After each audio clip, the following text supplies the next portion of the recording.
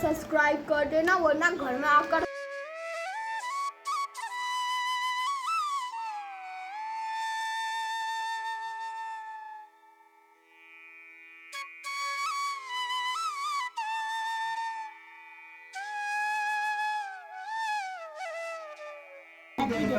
சொல்லு இங்க பார்த்து சொல்லு நல்லா இரு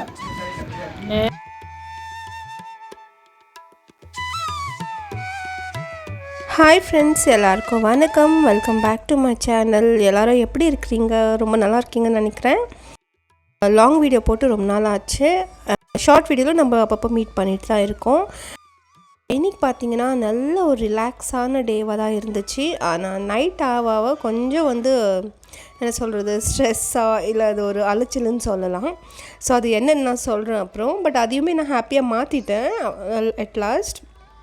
இந்த மாவு நல்லா புளிச்சு வந்துருந்துச்சு. நேற்று தான் நைட் ஆட்டி போட்டது. ஸோ இன்றைக்கி காலையில் பிரேக்ஃபாஸ்ட்டுக்கு நல்லா கொஞ்சம் ஈஸியாக போச்சு. அதுக்கப்புறம் சீரகம் ஓமம்லாம் போட்டு தண்ணி காலையில் எடுத்துக்கிட்டேன். அப்பப்போ எனக்கு ஒரு சொன்னலாம் ஞான உதயம் வரும். நல்லா நம்ம கொஞ்சம் ஹெல்த்தியாக இருக்கணும், ஃபிட்டாக ஹெல்த்தியான இதுதான் குடிக்கணும்னு சொல்லிவிட்டு அந்த லேசினஸ் எங்கேருந்து தான் வரும்னு தெரில. 2 நாள் ஃபாலோ பண்ணுவேன். அதுக்கப்புறம் அகெயின் அதே பழைய இதுக்கு வந்துடும். ஸோ இப்போ அகெயின் ஸ்டார்ட் பண்ணியிருக்கிறேன். பார்க்கலாம் எத்தனை நாளைக்கு இதே மாதிரி போகுதுன்னு சொல்லிவிட்டு. நான் ஒரு சின்ன மிஸ்டேக் பண்ணிட்டேன். ஏன்னா இந்த மாவில் இன்னும் கொஞ்சம் தண்ணி ஊற்றி நல்லா கொஞ்சம் அடித்து ஊற்றிருக்கணும். அப்படியே கட்டி எடுத்து ஊற்றிட்டேன் இட்லி கொத்தில். ஸோ அதனால் இட்லி ஹார்டாக வந்துச்சா என்னன்னு தெரியல எனக்கு. ஏன்னா மாவு நல்லா புளிச்சு சூப்பராக வந்துருந்துச்சு. அதுக்கு இட்லி நல்லா சாஃப்டாக தான் வந்துருந்துக்கணும். யாருக்காவது தெரிஞ்சால் சொல்லுங்கள் என்ன ரீசனாக இருக்கும் அப்படின்னு சொல்லிவிட்டு நெக்ஸ்ட் டைம் கரெக்ட் பண்ணிப்பேன். ஸோ இப்போ வெங்காய சட்னி தான் செஞ்சிட்ருக்கிறேன். வெங்காயம் பார்த்திங்கன்னா நல்லா நீளமாக கட் பண்ணிக்கலாம். பிரியாணி கட் பண்ணுற மாதிரி நல்லா ஈஸியாக வதங்கி வரும். கொஞ்சம் கடலைப்பருப்பு, உளுத்தம்பருப்பு, காஞ்ச மிளகா, கொஞ்சமாக பூண்டு, ஒரு சின்ன பீஸ் இஞ்சி ஆட் பண்ணிவிட்டு வெங்காயம் ஆட் பண்ணிக்கலாம். இதுக்கு பச்சை மிளகா தான் நல்லாயிருக்கும், காஞ்ச மிளகா நல்லா இருக்காது. சில பேர் நான் பார்த்துருக்குறேன் வெங்காயம் லைட்டாக சும்மா கண்ணாடி பதம் வந்தாவே எடுத்து அரைச்சிடுவாங்க. அதுவும் ஒரு வருஷம்தான். ஆனால் குழந்தைங்களுக்கு எங்கள் வீட்டில் சீதள உடம்பு சீக்கிரம் கோல்ட் ஆகிடும்னு சொல்லிவிட்டு நான் நல்லா வதக்கிட்டு தான் அரைப்பேன். இட்லி பார்த்திங்கன்னா ரொம்பவே ஹார்டாக இருந்துச்சு. என்ன தான் ரீசன்னு தெரியல. சரி அப்படியே எடுத்து வச்சுட்டேன். ஈவினிங் கட் பண்ணி ஸ்நாக்ஸ் மாதிரி தாளித்து சாப்பிட்டுடலான்னு சொல்லிட்டு தோசை தான் ஊற்றிருந்தேன். வெங்காயம் வதக்க வச்சுட்டு போனேன். அதையும் தீயை விட்டுட்டேன். லைட்டாக கருகிடுச்சு. ஹஸ்பண்ட் இன்னும் கேட்டாங்கன்னு சொல்லிட்டு தேடுறதுக்கு போனேன். சரின்னு சொல்லிட்டு அதே அரைச்சி மேனேஜ் பண்ணிவிட்டேன். நைட் சாம்பாரும் கொஞ்சம் இருந்துச்சு, அதுவும் கூட வச்சு மேனேஜ் பண்ணிட்டோம். தயிர் இந்த மாதிரி ஒரு ஸ்ட்ரெயினரில் போட்டு வச்சிடணும். அந்த தண்ணிலாம் இருவி ஹங்கர்டுன்னு சொல்லுவோம் இல்லையா, தண்ணி இல்லாமல் தயிர், கெட்டியான தயிர் நம்மளுக்கு கிடச்சிடும். இது சிக்கன் தந்தூரிக்காக இன்றைக்கி ஹோல் கிரில் சிக்கன் தான் செய்ய போகிறேன். ஃபுல் ஒரு கோழி வச்சு. இதுக்கு மேக்ஸிமம் 1 kgக்குள்ளே இருக்கணும். 900 கிராம் இருந்தால் இன்னும் நல்லது அப்படின்னு சொல்லிட்டு கடையிலே ஒருத்தர் சொல்லியிருந்தாங்க. ஏன்னா நம்ம ஹோலாக உள்ளே அவனில் வைக்கிறோம் இல்லையா, அது ரொட்டேட் ஆகணும் அந்த ரொட்டேசரி மோடில். ஸோ இந்த மாதிரி ஹோல் சிக்கன் நீங்கள் செய்ய போகிறீங்கன்னா வெயிட் கம்மியாக இருக்கிறதே ப்ரிஃபர் பண்ணுங்கள். எப்போவுமே நான் அது வாஷ் பண்ணுறதுக்கு எந்த கவுச்சியாக இருந்தாலும் நான்வெஜ் ஐட்டம்ஸ் எல்லாமே உப்பு மஞ்சள் போட்டு நல்லா தேய்ச்சி வாஷ் பண்ணிவிடுவேன். இப்போ ஃபர்ஸ்ட் மேரினேஷன் பண்ணணும். இதுக்கு உப்பு, இஞ்சி பூண்டு பேஸ்ட்டு, அதுக்கப்புறம் லெமன், ஒரு பெரிய லெமன் ஜூஸ் ஃபுல்லாக இதில் ஆட் பண்ணியிருக்கிறேன். இது 3மே மட்டும் போட்டுட்டு நல்லா தேய்ச்சி ரப் பண்ணி உள்ளெல்லாம் அந்த கட்ஸ்லலாம் உள்ளே போகிற மாதிரி நல்லா ரப் பண்ணி வச்சுட்டு ஒரு 15 நிமிஷம் இருந்தால் போதும்.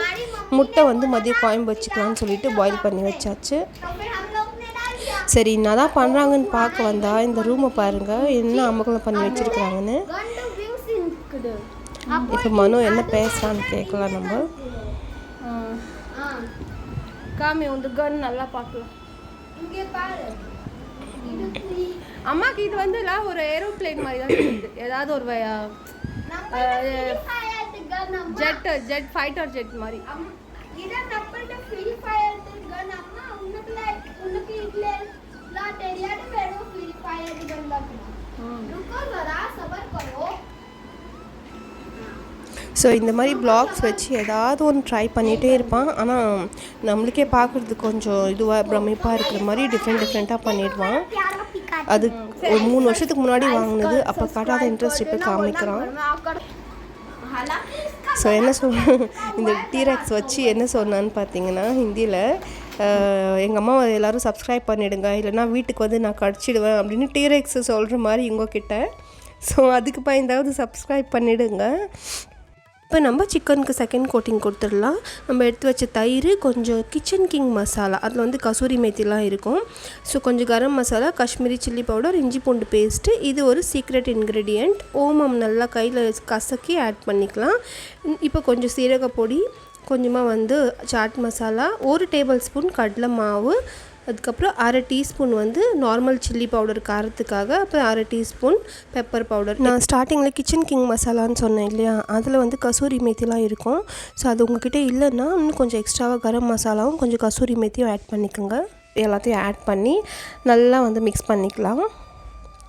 ஸோ பார்த்திங்கன்னா கொஞ்சமாக 1 டேபிள் ஸ்பூன் அளவுக்கு ஆயிலும் ஆட் பண்ணிக்கிறேன். நல்லா மிக்ஸ் பண்ணிவிட்டு இப்போ வந்து நம்ம சிக்கனில் நல்லா அப்ளை பண்ணிடலாம். இது செகண்ட் கோட்டிங்.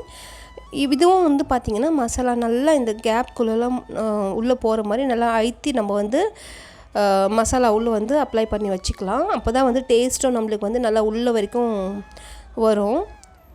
அந்த பின்னாடி இருக்கிற ஹோல்லையும் வந்து நான் வந்து மசாலா நல்லா தடவி வச்சுட்டேன். இப்போ ஃப்ரிட்ஜில் வச்சிடலாம். ஃப்ரீசரில் இல்லை, ஃப்ரிட்ஜில் மினிமம் 6 மணி நேரம் இருக்கட்டும். உங்களுக்கு இல்லை லஞ்சுக்கு செய்ய போகிறீங்கன்னா ஓவர் நைட் கூட நீங்கள் வந்து மேரினேட் பண்ணி வச்சுக்கலாம். இன்னமும் டேஸ்ட் நல்லாயிருக்கும்.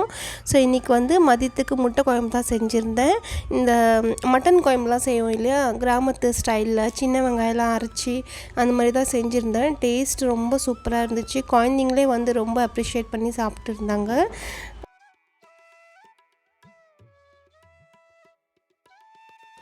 ஸோ ரெசிபி வேணும்னா சொல்லுங்கள், இன்னொரு வ்ளாகில் ஷேர் பண்ணுறேன். ஸோ வந்து மதியம் வந்து இது மட்டும்தான், வேறு எதுவுமே செய்யலை எக்ஸ்ட்ரா. வெறும் முட்டை குழம்பு வச்சு சூப்பராக லஞ்ச் முடிச்சுட்டு உட்காரவே இல்லை. அதுக்கப்புறம் வந்து கொஞ்சம் ஹாலெல்லாம் ஒட்டடை இருந்த மாதிரி இருந்துச்சு, அதெல்லாம் க்ளீன் பண்ணிவிட்டு கொஞ்சம் டஸ்டிங்லாம் பண்ணேன். ஏன்னா நெக்ஸ்ட் டே வந்து ஆடி வெள்ளி படிக்கணும். இப்போ வந்து ஒரு அன்பாக்சிங் வீடியோ பார்க்கலாம். மீஷோவில் வாங்கினது தான் க்ராக்கரி ஐட்டம். நல்லா ஒரு ப்ரீமியமான குவாலிட்டி. பார்க்குறதுக்கு அப்படியே தான் இருந்துச்சு. எப்படி வருமோன்னு இருந்தேன். நான் வந்ததுக்கப்புறம் குவாலிட்டியில் எந்த ஒரு குறையும் இல்லை, சூப்பராக இருந்துச்சு. பட் ஒரு சின்ன டிஸப்பாயின்மெண்ட் என்னன்னு நான் சொல்கிறேன். பேக்கிங் வந்து சூப்பராக பண்ணியிருந்தாங்க, நல்லா பபல் ரேப்லாம் வச்சு. பட் உள்ளே இருந்த பேக்கிங் அவ்வளோ வந்து கரெக்டாக இல்லை. எல்லாமே கொஞ்சம் அட்டெல்லாம் இதுவாக இருந்துச்சு. இதுதான் அந்த செராமிக் ஐட்டம் நான் சொன்னது, பிளேட் அண்ட் பவுல் செட். நல்ல ஒரு டீலில் தான் வாங்கியிருந்தேன். மீஷோவில் இந்த லைவ் போயிட்டே இருக்குது பாருங்கள். அப்போ வந்து இது வந்து 612 ருபீஸ் சம்திங். நான் வாங்கும்போது அந்த லைவில் வாங்கினதுனால 510க்கே வாங்கிட்டேன். ஸோ வந்து குவாலிட்டி, கிராஃப்ட்மேன்ஷிப் எல்லாமே சூப்பராக இருந்துச்சு. ஆனால் வந்து சைஸ் மட்டும்தான் கொஞ்சம் சின்னதாக இருந்துச்சு. நான் அட்லீஸ்ட் ஒரு ஹாஃப் பிளேட்டாவது வரும்னு நினச்சேன். பட் இது வந்து இந்த குவார்ட்டர் பிளேட்டுன்னு சொல்லுவாங்க இல்லை, ஸ்நாக் பிளேட், அந்த மாதிரி தான் இருந்துச்சு. சரி ரிட்டன் போடலான்னு இருந்தேன். பட் ஹஸ்பண்ட் வந்து சரி இருக்கட்டும், நல்லா க்யூட்டாக இருக்குது, ஒரு ஸ்நாக்லாம் டிஸ்பிளே பண்ணுறதுக்கு நல்லாயிருக்கும் வீடியோக்கு அப்படின்னு சொன்னாங்க. சரின்னு சொல்லிவிட்டு வச்சுக்கலான்னு சொல்லிட்டு வச்சுக்கினேன். நல்லா இந்த மாதிரி ஒரு சூட் கேஸ் மாதிரி பேக்கிங்கில் வருது. நம்ம கிஃப்டிங் பர்பஸ்க்கும் இது நல்லாயிருக்கும், யாருக்குன்னா கொடுக்கலாம். ஸோ இதெல்லாம் முடிச்சுட்டு குழந்தைங்களுக்கு கொஞ்சம் படிக்க வைக்கிற வேலை இருந்துச்சு. யூனிட் டெஸ்ட் இப்போ தான் முடிஞ்சிச்சு. பட் செமிஸ்டருக்கு ஸ்கூலில் ஓடி போர்ஷன் கம்ப்ளீட் பண்ணிட்டு இருக்கிறாங்க. அதுக்குள்ளே சரின்னு சொல்லிவிட்டு டெய்லி கொஞ்சம் அவங்களுக்கு நான் டெஸ்ட் மாதிரி எடுத்துருவேன். இல்லைன்னா அப்புறம் ஒன்றா சேர்ந்து ரொம்ப ஸ்ட்ரெஸ்ஃபுல்லாக இருக்கும். ஸோ இப்போ டின்னர் ப்ரிப்பேர் பண்ணுறதுக்கு வந்தாச்சு. நம்ம இந்த சிக்கன் மேரினேட் பண்ணியிருந்தோம் இல்லையா, சூப்பராக மேரினேட் ஆகிருந்துச்சு. ஒரு 7 மணி நேரம் ஆகிருக்கும். ஸோ இப்போ வந்து நம்ம அதை எப்படி வந்து ஸ்கீவரில் போடுறதுன்னு பார்க்கலாம். அந்த ரொட்டசரி ராடில் இந்த ஹோல் இருக்குது இல்லையா, அது உள்ளே விட்டு இந்த நெக் பக்கமாக வெளியே எடுக்கணும். எடுத்துட்டு இந்த 2 காலையும் ஃபஸ்ட்டு அது உள்ளே ஒன்றா சேர்த்து டை அப் பண்ணணும். நான் வந்து ஃபஸ்ட் டைம் செய்யும்போது இந்த ராட் மட்டும் உள்ளே போட்டுட்டு அப்படியே வச்சுட்டேன். இந்த கால்லாம் சூடாக நல்லா அப்படியே பிரிஞ்சு சுற்றவே இல்லை, எல்லாம் மாட்டிக்கிச்சு. அதுக்கப்புறம் எடுத்து எல்லாம் பீஸாக கட் பண்ணி அதுக்கப்புறம் அப்படியே சின்ன பீஸாக தான் குக் பண்ணியிருந்தேன். ஸோ எப்போவுமே வந்து எந்த அளவுக்கு நம்மளுக்கு டைட்டாக கட்ட முடியுமோ அந்த அளவுக்கு டைட்டாக கட்டிடணும். ஸோ 2 பக்கமும் நல்லா வந்து இந்த மாதிரி இந்த ஒரு கிளிப் மாதிரி கொடுத்துருக்குறாங்களே, அது சிக்கன் உள்ளே வந்து அழுத்தி இன்சர்ட் பண்ணிவிட்டு அப்புறம் இந்த ஒரு ஸ்க்ரீவ் மாதிரி இருக்குது இல்லையா, அதையும் வந்து நல்லா டைட் பண்ணி விட்டுடணும். கூடவே த்ரெட் வச்சும் நான் கட்டி வச்சுருக்கிறேன். ஸோ இந்த மாதிரி வந்து ஐட்டம் கொடுத்து நம்ம இதை செட் பண்ணிக்கலாம். இப்போ இது ஓவனுக்குள்ளே போகிறதுக்கு ரெடியாக இருக்குது. இது கூட இந்த மாதிரி டாங் கொடுத்துருப்பாங்க. ஸோ அதை வச்சே நம்ம வந்து சூடு கையில் படாமல் உள்ளே வச்சுக்கலாம். ஸோ இது ஓப்பன் பண்ணணும். நீங்கள் பாருங்கள், இந்த சைடில் ஒரு ஹோல் தெரியுதா? ஸோ அதே மாதிரி இந்த பக்கமும் இருக்கும். அந்த ஹோல் உள்ளே இன்சர்ட் பண்ணிடணும். ஸோ இன்சர்ட் பண்ணிவிட்டு இப்போ நம்ம டெம்பரேச்சர் வந்து பார்த்திங்கன்னா 190 டிகிரி செல்சியஸில் வச்சுட்டு 60 நிமிஷத்துக்கு நம்ம குக் பண்ணிக்கலாம். ரோஸ்ட் மோடில் வச்சுருக்கிறேன். 1 ஹவருக்கு அப்படியே விட்டுடக்கூடாது. ஒரு 20 நிமிஷம் கழித்து கொஞ்சமாக பட்டர் வந்து மேலே அப்ளை பண்ணணும், இல்லைனா ட்ரை ஆகிடும். 20 நிமிஷத்துக்கு ஒரு வாட்டி அது மாதிரி பண்ணிவிட்டு லாஸ்ட்டாக ஒரு 10 மினிட்ஸ் இருக்கும்போது க்ரில் மோடில் வச்சுட்டு நம்ம க்ரில் பண்ணிக்கணும். ஸோ இந்த கன்வெக்ஷன் மோட் தான் ஆன் பண்ணியிருக்கிறேன். இந்த ஃபேன் சுற்றுது பாருங்கள். உங்கள்கிட்ட அந்த மோடு இருந்துச்சுன்னா அதில் தான் குக் பண்ணணும். ஈவனாக நம்மளுக்கு கிறிஸ்பி லேயர் கிடைக்கும்.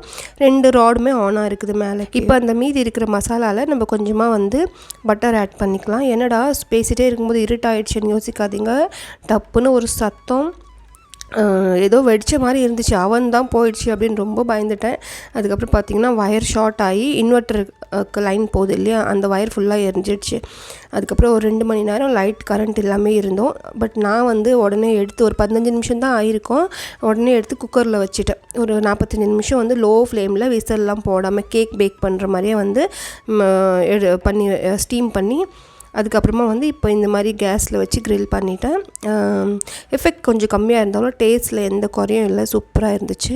பாருங்கள் எவ்வளோ நல்லா குக் ஆகிருக்குதுன்னு சொல்லிட்டு. டேஸ்ட்டுமே நம்ம ஃபர்ஸ்ட் மேரினேஷன் செகண்ட் மேரினேஷன் வந்து தனித்தனியாக பண்ணதுனால ரொம்ப டேஸ்ட்டாக வந்துருந்துச்சு. ஸோ நீங்களும் இந்த மாதிரி ஃபுல் சிக்கன் ட்ரை பண்ணுறீங்கன்னா இந்த மெத்தடில் கண்டிப்பாக ட்ரை பண்ணி பாருங்கள், ரொம்ப டேஸ்ட்டாக இருக்கும். ஸோ அவன் இல்லைனா இது மாதிரி செஞ்சு சாப்பிட்ணுன்னு இருந்துச்சுன்னா குக்கர்லேயுமே செஞ்சுக்கலாம். நான் அதுக்குமே ஒரு நாள் வந்து ஸ்டார்ட் டு எண்ட் ஒரு வீடியோ போடுறேன். நல்லா டெண்டராக சூப்பராக குக் ஆகிருந்துச்சு. ஸோ வந்து குழந்தைங்க வந்து அவங்களுக்கு தெரிஞ்ச மாதிரி ஏதாவது ஒன்று அப்ரிஷியேட் பண்ணி வந்து சாப்பிட்டுட்டே இருக்காங்க. இதுவே சாம்பார் சாதனா வந்து ஊட்டினா கூட உள்ளே போகாது. எல்லா குழந்தைங்க அப்படி தான் இருப்பாங்கன்னு நினைக்கிறேன். இதோட நம்ம vlog-ஓட எண்டுக்கு வந்துட்டோம். இன்னொரு சூப்பரான வீடியோவில் மீட் பண்ணலாம். சாப்பிட்றது டிஸ்டர்ப் பண்ணதுனால இப்படி ஒரு ரியாக்ஷன். ஓகே, தேங்க்ஸ் ஃபார் வாட்சிங். பாய், டேக் கேர்.